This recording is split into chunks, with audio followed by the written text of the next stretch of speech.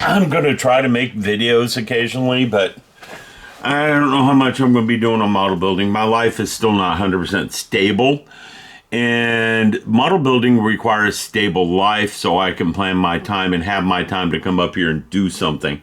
And right now I haven't got it. I am doing a few things here and there, and I know some of you would say, but you need your mental health. I'm using video games for that right now, and I'm up here right at this moment trying to keep myself from playing a video game for 8 hours today. So, there is some mental health there, but there is also, you start playing the game and life goes by. So let's talk about a couple of things. I want to talk about 3D printed models. I watched a video from someone the other day, and I forget their name. My memory fails me. It usually doesn't. But I know how to find the video, and I'll link it below. And he's a model builder. I don't watch very many model building videos anymore. They just don't show up in my news feed. I've had to go looking for them. And he was complaining that it's a distraction. 3D printed models are a distraction. And I may get him wrong, and he probably will find this video and make a comment. But basically what he was saying is he has all these model kits, and he 3D prints models, and they're like crack cocaine. You print one, but you don't really start it. It's sitting there, and then you print another, and then you print another, and then you print another. You got a quality printer, you can print them pretty quickly, and it doesn't cost much. Like this guy right here. It's a Romulan ship. I don't know the model number, model name. I'd have to look. But this thing probably cost me $1 to print, maybe $2. I'm paying $12 for a kilogram of filament. $13 for a kilogram of filament. And this thing probably weighs about 100 grams. So that's 1/10 of 13, or about $1.50 to print this. Okay. Then you got more complex things like this one over here, which is in limbo right now because I'm trying to figure out what to do with it. But this one, it's a model, it's a prop from a video game. I still have to glue some yellow pieces to it, and I'm going to do that today. And this will probably stay the way it is until I figure something out.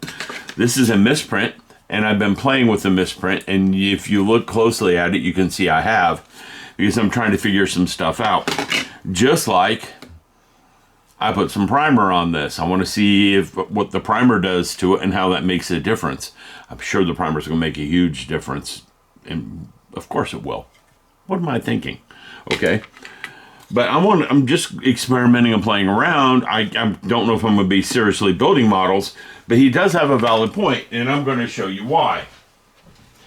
Back in the day, I used to play a video game called Command and Conquer. And when I say I used to play a game called Command and Conquer, I played a lot of Command and Conquer. And we're talking more than most humans should actually play that game, but I did. And I came across models for Prism tank, Mirage tank, and a Tesla tank. So I printed them. Okay, now they sit in a bag, waiting for who knows when I'll put them together. In the meantime, I'm not doing much of anything. This room is still a huge mess. I'm still working on cleaning it up. And, you know, if I can get away from the video games long enough, I will get this cleaned up. I need to sell a whole bunch of stuff. My model stash is cleaned up a lot, but I have 8 huge, extra large moving boxes of model kits in my garage. That's got to be sold. So I'm going to start listing things on eBay, and I'll put a video here when I list things on eBay. Probably 4 or 5 kits a week, simply because it's a lot of time to do eBay. A lot. And I intend to list 4 or 5 today, so you'll probably get 2 videos of that. But let's get back to this, okay? So it's really easy to print these. There's 3 of them in here, just in case I screw one up. And printing time on all 3 of these was probably about 3 or 4 hours. And the total cost for this is probably about $3, $4. Now, is the quality real high? No. Your regular model kit's going to have easily 10 times the details than this will.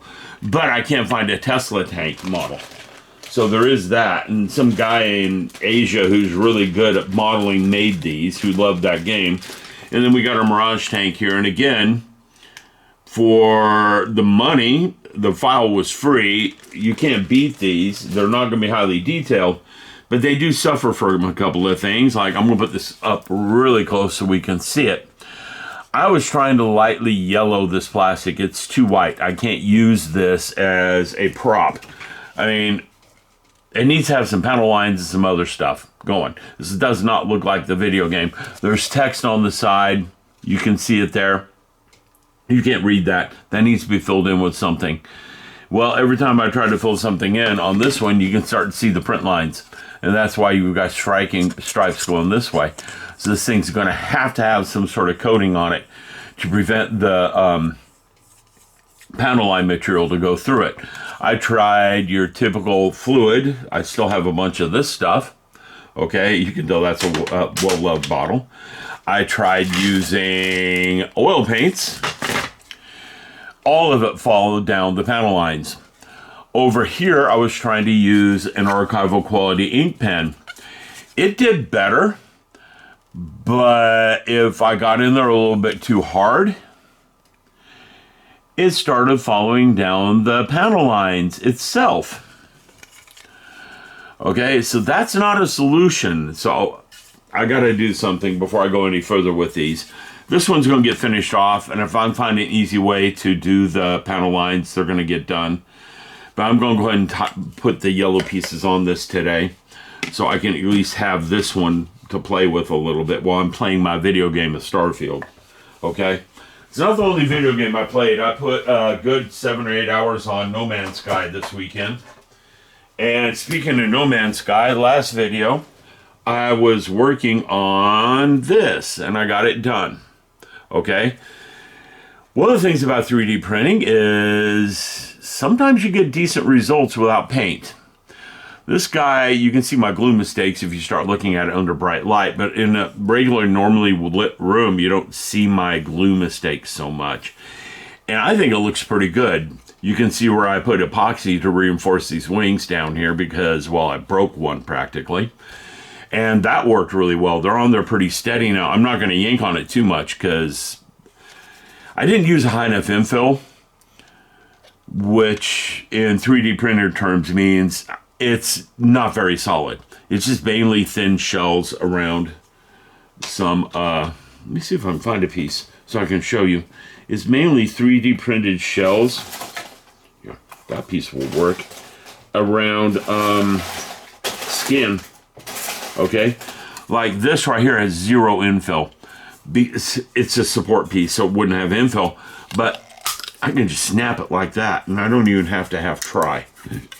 It just breaks. I can crush it with my fingers like a shell. Okay, that's what it looks like with no infill. I'm trying to find something that has a higher percentage of infill in my trash bin here. This trash bin's got to go out, but it's not there, which means it's probably over to the side here.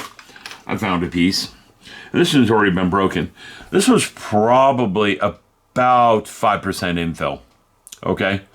Maybe 10%. So it's almost all air inside these parts. And as a result of that, if you grab them correctly, you can break them. All right? And I can show you on this one. This is destined to be a experimental paint piece. I don't really want to show you on this because I want to keep it somewhat intact when I'm painting on it. Okay, let's see if I can find another piece. Hey, it's not prepared for the video today. Oh, I see them now. Some sacrificial pieces from over here. Sorry I'm walking off, but I didn't expect my video to go this route. But here's some extra pieces. I printed extra pieces when I started noticing them breaking. And if I grab it like this and go, you hear that cracking? That's inside cracking. And then we can peel it open and you can see the inside. Okay? With that low of an infill on the inside, they break very easily and they're not solid. I printed a cat eyeglass holder for Miri and I had it at 60% infill and that thing feels like a rock. I don't think you're going to break that with a sledgehammer. It feels so strong. And this PLA, not the silk, this stuff, is actually a lot stronger than you think it is. I'm thinking about doing some strength tests with it just to see and putting it on video because one of my degrees is structural engineering, so you know, maybe I should put some of that to use. I know other people have done it, but when I watch their videos I'm cringing a little bit because what they're doing, yeah, I can tell they don't know anything about testing things and being consistent. So maybe I ought to. Well, anyhow, this video has gone on long enough. Just to let you know, I am working on something model related right now. I got this guy done, and I really like how he came out. I was hesitant to put the stand on it, but the stand actually holds it because it's right at the center of gravity. Whoever designed this part really had it pretty good, because I don't feel the thing wanting to tilt one way or another. Now I got to put this someplace safe so my daughters aren't going zoom zoom with it and drop it and break it, because you drop this, it's breaking. And it is from No Man's Sky. And I think it looks really, really cool. And I've always liked cool looking spaceships, so yeah, if I ever get my painting mojo back, maybe I'll do some of this. And that's another thing. You better be good at seam filling if you're going to be doing 3D models, because they just whack the seams on wherever they feel like. And these people aren't doing this with the thought of painting, okay? Because that is one big seam running all the way along the model completely.